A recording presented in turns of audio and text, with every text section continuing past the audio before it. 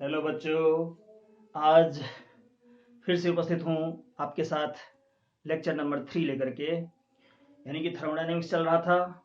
और थर्मोडायनेमिक्स में हम लोग डिस्कस कर चुके हैं कहाँ तक, सिस्टम, बाउंड्री, यूनिवर्स, सराउंडिंग, ये सब सारा का सारा चीज़ डिस्कस हो चुका है।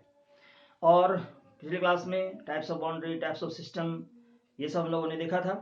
और इस वादे के साथ हम लोग जुदा हुए थे कि अगले क्लास में हम लोग जब मिलेंगे तो हम लोग देखेंगे स्टेट वेरिएबल्स, स्टेट फंक्शन, इस सब के बारे में। तो ठीक है, आज क्लास शुरू करने से पहले थोड़ा सा ये डिस्कस करना चाहूँगा, क्योंकि पिछले क्लास में प्रॉपर्टीज ऑफ मैटर ये भी हम लोग पढ़े थे। तो प्रॉपर्टीज ऑफ मैटर में आप लोगों को मैंने पढ़ाया था extensive property and intensive property. तो जैसा कि पता है कि extensive property depends on mass, depends on amount of matter, जबकि इंटेंसिव प्रॉपर्टी में बताए थे कि ये मैटर पे डिपेंड, मैटर के अमाउंट पे डिपेंड नहीं करता है। ठीक है, तो यहाँ पर देखो जैसे लिखा हुआ है question, which of the following is an extensive property, which of the following is an extensive property. और यहाँ पे चॉइस दिया हुआ है specific heat capacity, gives free energy, electromotive force, dielectric constant. तो देखो पिछले क्लास में मैंने बताया था कि इंटेंसिव प्रॉपर्टी और एक्सटेंसिव प्रॉपर्टी में करना क्या है कि इंटेंसिव प्रॉपर्टी जो होंगे वो जनरली क्या होता है कि वो रेशियो होता है, ठीक है। और एक्सटेंसिव प्रॉपर्टी जो होता है वो मास पे डिपेंड करता है। तो इसमें एक ही दिख रहा है एनर्जी, ठीक है ना। बाकी जितना भी है स्पेसिफिक हीट कैपेसिटी ये भी रेशियो है, इलेक्ट्रोमोटिव फोर्स जो है ये क्या है, तो ये डिफरेंस है, ठीक है। यानी कि ये EMF of cathode, EMF of anode, वहां पर डिफरेंस है, ये डिफरेंस है, ये रेशियो है। तो इसलिए करके जो है वहां पर जब हम लोग देखेंगे तो पता चल जाएगा कि अच्छा ये जो है ये मास पे डिपेंड नहीं करता। ये फोर्स भले ही देखने में लगता है लेकिन ये फोर्स है नहीं, ये पोटेंशियल डिफरेंस है, ठीक है। तो इसको हम लोग टिक करते हैं, this is what extensive property of matter, ठीक है। और इंटेंसिव और एक्सटेंसिव को अंतर करने के लिए क्या बताया आपको कि इंटेंसिव जो होगा वो जनरली रेशियो होता है और एक्सटेंसिव जो होगा वो मास पर डिपेंड करेगा, कहीं ना कहीं मास से वो रिलेटेड होगा। ठीक, चलिए आज का जो टॉपिक हम लोगों का है वो है स्टेट फंक्शन और स्टेट वेरिएबल, ठीक है। तो देखो जैसे कि स्टेट फंक्शन लिखा हुआ है, स्टेट वेरिएबल लिखा हुआ है, तो अगर आप टर्म पे फोकस करोगे तो आपको आसानी से समझ में आएगी। मैं हमेशा ये कहता हूं कि कभी भी रटने की कोशिश नहीं करना है, क्योंकि साइंस है और साइंस में सेंस की जरूरत होती है, यानी कि समझने की कोशिश करनी है, ठीक है। तो यहां पर देखिए जैसे लिखा हुआ है कि स्टेट फंक्शन और स्टेट वेरिएबल, तो इसमें देखो दो टर्म को पकड़ा करो, एक स्टेट और दूसरा क्या है, वेरिएबल, ठीक है ना। यानी कि स्टेट फंक्शन और स्टेट वेरिएबल ये क्या है, ये है कंडीशन और state of the system, condition और स्टेट ऑफ द सिस्टम, जिसके चेंज होने से क्या होता है कि प्रॉपर्टीज चेंज हो जाता है, ठीक है ना। तो यहां पर आप क्या लिख सकते हो कि कंडीशन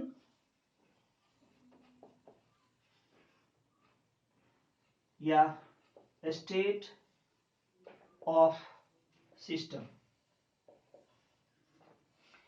और मैंने क्या कहा कि अगर इसमें चेंज अगर होता है, ठीक है, अगर इसमें चेंज हुआ तो यहां पर क्या होगा, चेंज इन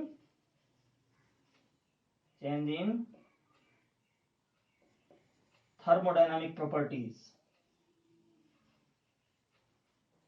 थर्मोडायनामिक प्रॉपर्टीज। यानी यहां पे ये कह रहा है कि स्टेट फंक्शन क्या है, कंडीशन और स्टेट ऑफ सिस्टम, जिसमें चेंज होने से उसके यानी थर्मोडायनामिक प्रॉपर्टी में क्या होता है, चेंज होता है, ठीक। तो इसको हम लोग डिफाइन कैसे करेंगे, चलो लिख लो इसको, मैं बोल रहा हूं आप लिख लीजिए इसको।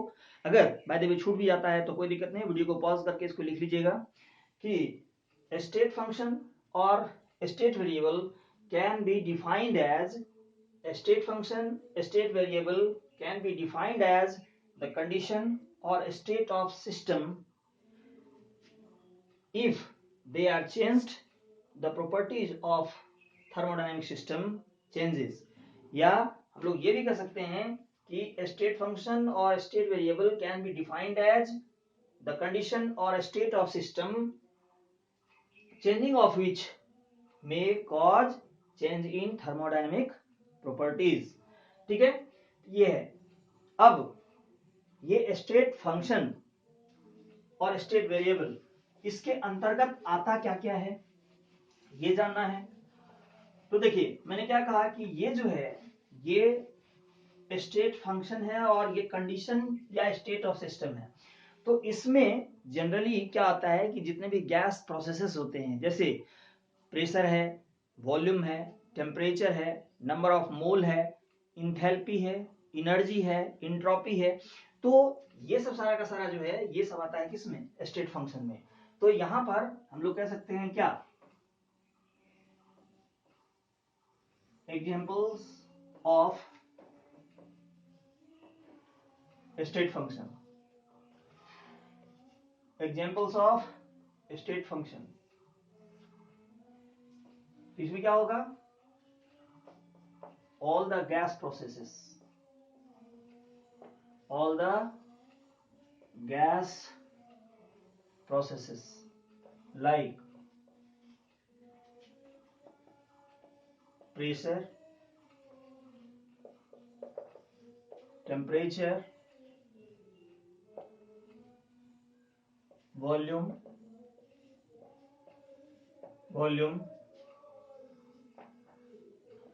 नंबर ऑफ मोल,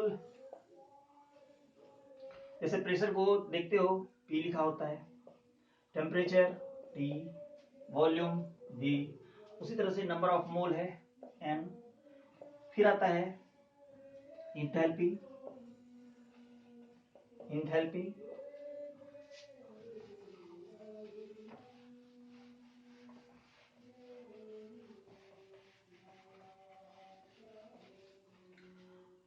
इंथैल्पी के बाद इंट्रोपी, एनर्जी। तो ये देखिए क्या लिखा हुआ है कि एग्जांपल्स ऑफ स्टेट फंक्शन। तो एग्जांपल्स ऑफ स्टेट फंक्शन में कहता है कि all the gas processes like pressure, temperature, volume, enthalpy. Enthalpy को हम लोग H से डिनोट करते हैं, इंट्रोपी है तो इसको S से डिनोट करते हैं, एनर्जी है इसको E से डिनोट करते हैं। ठीक है, तो ये सब आता है। अब जैसे एनर्जी है तो एनर्जी के अंतर्गत जो है हम लोगों को दो चीज पढ़ना है, कौन कौन, एक हो गया इंटरनल एनर्जी और दूसरा है गिब्स फ्री एनर्जी, गिव्स फ्री एनर्जी। ठीक है ना, यहां पे आप देख रहे हो ना कि एनर्जी है तो एनर्जी में दो चीज पढ़ना है, एक इंटरनल एनर्जी और दूसरा है गिव्स फ्री एनर्जी। तो हम लोगों को थर्मोडायनेमिक्स में इस सब को जानना है, खास करके इंथैल्पी, इंट्रोपी, इंटरनल एनर्जी, गिव्स फ्री एनर्जी। कारण है कि ये जो है pressure, temperature, volume, number of mole, ये तो आप ऑलरेडी नोन हो, क्योंकि ये शुरुआत जब होती है मोल कंसेप्ट से तो वहीं पर जो है इस सब चीज का डिस्कशन होता है। गैसेस स्टेट पढ़े हो तो वहां पर भी इस बात का जिक्र हुआ होगा, इस टर्म से आप वाकिफ हुए होंगे। तो इस कारण से हम लोगों को जो जानना है इंथैल्पी, इंट्रोपी, एनर्जी, इसके अंतर्गत इंटरनल एनर्जी, गिव्स फ्री एनर्जी, इन सब के बारे में। ठीक है ना, तो ये सब हम लोग जानेंगे। लेकिन अभी आपने पढ़ा गया स्टेट फंक्शन। तो स्टेट फंक्शन होता क्या है, तो कंडीशन और स्टेट ऑफ सिस्टम, जैसा कि मैंने बताया। तो कहता है कि स्टेट फंक्शन और एक अदर टर्म होता है पाथ फंक्शन। ठीक है, एक है स्टेट फंक्शन और दूसरा क्या है, पाथ फंक्शन।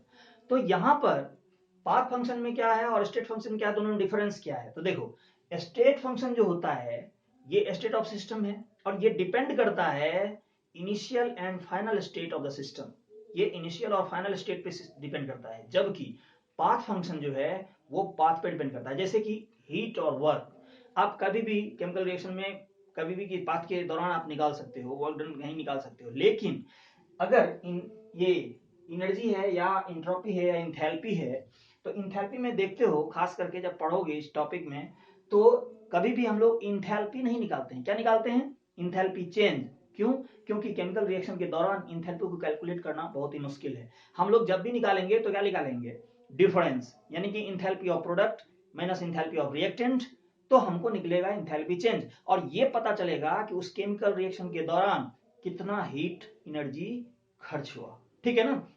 तो इंथैल्पी चेंज हम लोग निकालते हैं, इसीलिए कहता है कि स्टेट फंक्शन जो है वो इनिशियल और फाइनल स्टेट पे डिपेंड करता है। तो आप यहां पे ये चीज लिख लीजिए कि state function depends on initial and final state of the system, initial and final state of the system. अब दूसरा है पाथ फंक्शन।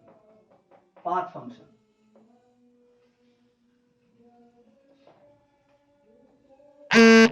तो पाथ फंक्शन में आप लिख लो इट डिपेंड्स अपॉन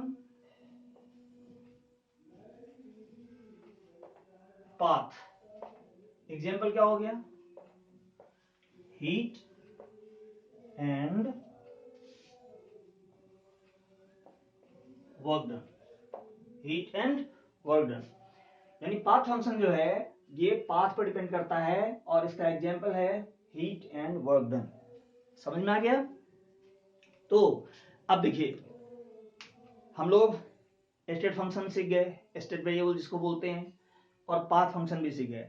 तो आज हम लोग कुछ टर्म को डिफाइन कर लेते हैं, ठीक है ना। जैसे मैंने क्या कहा कि इस टॉपिक में डिटेल में हमको इंथैल्पी भी पढ़ना है, इंटरनल एनर्जी, इंट्रोपी, तो इंथैल्पी और इंट्रोपी को डिटेल में पढ़ना ही है, और इंटरनल एनर्जी के बारे में भी जानना है।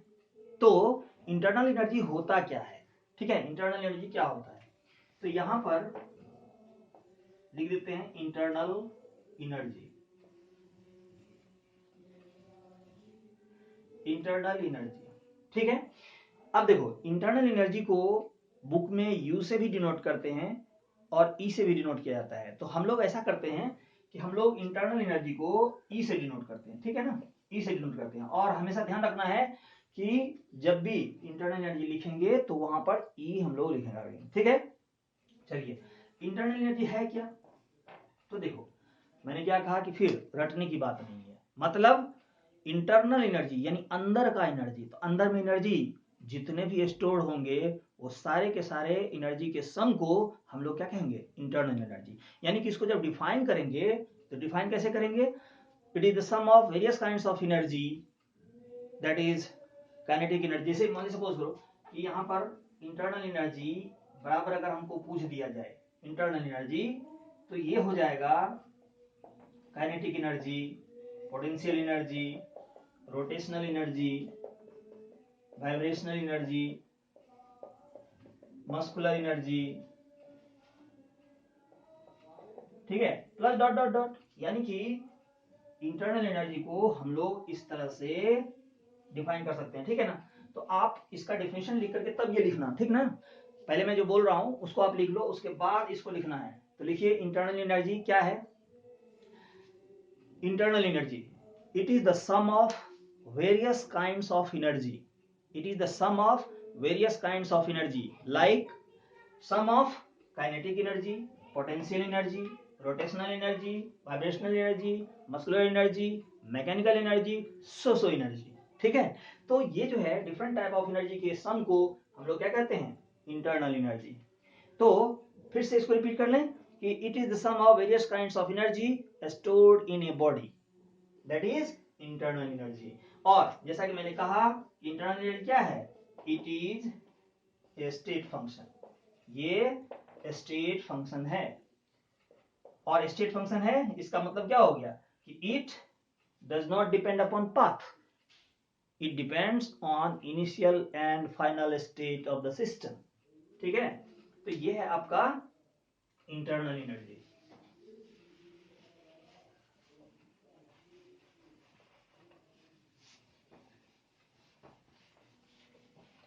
चलिए अब हम लोग थोड़ा सा बताया है कि जो थोड़ा थोड़ा जानकारी हो जाना चाहिए थोड़ी थोड़ी। तो इंटरनल एनर्जी आप जान गए, इंटरनल एनर्जी जान गए, तो इंथैल्पी क्या होता है, इंथैल्पी। अब देखो ये इंथैल्पी जो है ये डिटेल में जानना है, लेकिन अभी हम लोग क्या कर रहे हैं, टर्मिनोलॉजी चल रहा है। टर्मिनोलॉजी, यानी कि इंथैल्पी टर्म बोलेंगे तो आपको दिमाग में इंथैल्पी होना चाहिए, क्योंकि देखो बहुत लोग क्या करते हैं कि इंथैल्पी को एनर्जी से तुलना कर देते हैं, लेकिन ऐसी बोल मत करना, ठीक है ना। बोलने के लिए हम लोग बोल देते हैं कि इंथैल्पी क्या है, एनर्जी है, जैसे आयनाइजेशन इंथैल्पी बोल देते हैं, आयनाइजेशन एनर्जी को आयनाइजेशन इंथैल्पी भी बोलते हैं, लेकिन इंथैल्पी अलग चीज है। जैसे इंथैल्पी कहता है कि heat content at constant pressure, that is called enthalpy. और वहीं पर इंटरनल एनर्जी जो अभी जस्ट बताए थे, तो इंटरनल एनर्जी को वहां पर हम लोग बोलेंगे कि heat content at constant volume. वो कांस्टेंट वॉल्यूम पे होता है, तो कांस्टेंट वॉल्यूम पे अगर हीट कंटेंट होगा, हीट एनर्जी होगा, तो उसको हम लोग बोलेंगे इंटरनल एनर्जी। और इंथैल्पी को बोलेंगे heat content at constant pressure. ये तो हो गई बात जैसे हम लोग कहीं एक्सप्रेस करेंगे जब वो फॉर्मूला में, तब। अभी फिलहाल के लिए हम ये बता रहे हैं कि इंथैल्पी, चूंकि टर्मिनोलॉजी चल रहा है, तो इंथैल्पी क्या है, तो इंथैल्पी है that is heat of reaction. Enthalpy को हम लोग नॉर्मल वे में कहेंगे हीट ऑफ रिएक्शन। और मैंने जस्ट कुछ देर पहले क्या कहा कि हीट ऑफ रिएक्शन को कैलकुलेट करना पॉसिबल नहीं है, क्योंकि ये पाथ फंक्शन नहीं है। तो पाथ फंक्शन नहीं है तो हम लोग कैसे इसको कैलकुलेट करेंगे। तो heat of reaction of reactant और heat of reaction of product, इस दोनों का डिफरेंस निकालेंगे और तब जाकर के हम लोगों को निकलेगा क्या, इंथैल्पी चेंज। तो ये सब हम लोग वहां पर डिस्कस करेंगे। फिलहाल के लिए इंथैल्पी को आप सीधा लिख दो क्या, heat of reaction is called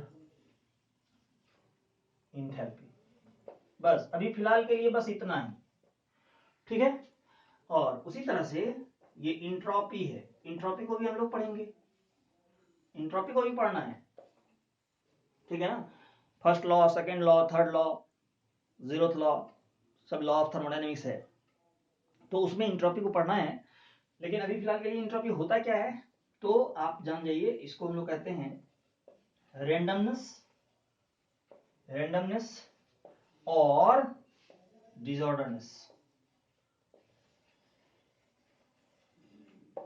randomness or disorderedness is called entropy, ठीक है। तो यहाँ पर रेंडमनेस और डिसऑर्डरनेस कहने का मतलब क्या हुआ, जैसे सपोज करो कि क्लासरूम है, उसमें ढेर सारे बेंच डेस्क लगे हुए हैं, और बेंच डेस्क लगे हुए हैं अगर वो ऑर्डर्ड वे में सजे हुए हैं, तो इसका मतलब उस रूम का एंट्रोपी कम है। लेकिन अगर उसी को हम लोग इधर उधर छितरा दें तो क्या कहेंगे कि एंट्रोपी बढ़ गया, ठीक है। तो ये बात है एंट्रोपी की, ठीक है। तो आज आपको क्या क्या समझ में आया, स्टेट फंक्शन जिसे स्टेट वेरिएबल कहते हैं, दूसरा पाथ फंक्शन जिसके अंतर्गत आया हीट एंड वर्क डन, फिर आपने सीखा इंटरनल एनर्जी, फिर इंथैल्पी क्या होता है, इंट्रोपी क्या होता है, ये चीज आपने सीखा, ठीक है। अब नेक्स्ट वीडियो मैंने क्या कहा, छोटा छोटा बना करके दे रहे हैं अभी, ताकि आपको क्या हो कि समझने में आसानी हो, धीरे धीरे इसका स्पीड बढ़ाएंगे, ठीक है ना। तो लेकिन एक चीज हमेशा याद रखना है कि डेली वीडियो जाएगा, भले ही आपको वो छोटे छोटे पार्ट में जाता रहेगा, लेकिन वो डेली वीडियो जा रहा है, डेली वीडियो जाएगा। और बहुत जल्द जो लोग मेडिकल या इंजीनियरिंग के जो एस्पायरेंट्स हैं, उनको तो 11th और 12th दोनों को देखना है, तो जल्द ही 12 का भी टॉपिक स्टार्ट करेंगे, और उस टॉपिक का नाम होगा केमिकल कैनेटिक्स, ठीक है, या कोऑर्डिनेशन कंपाउंड। अब डिसाइड कर लेते हैं कि उसमें से कौन सा टॉपिक जो है स्टार्ट करना है। तो बहुत जल्द 12 भी स्टार्ट करेंगे, और इसी तरह से छोटे छोटे पार्ट में आप लोगों के सामने पेश करेंगे, ठीक है। तो इसको क्या करना है, लेक्चर 1, लेक्चर 2, लेक्चर 3, यानी कि आज का तो क्लास करना ही है, आज का जो है उसको तो नोट डाउन करना है, देखना है, रिवाइज करना है, लेकिन बैक जो है बैक रिवीजन भी चलते रहना चाहिए, ठीक है, हमेशा ध्यान रखना है, ठीक है, क्योंकि practice makes a man perfect. तब आज हम लोग यहीं पे एंड करते हैं, लेकिन जाते जाते मैं फिर से कह रहा हूं, your prescription, your subscription, your coordination, your cooperation is directly proportional to my teaching strength. Thumbs up. Bye.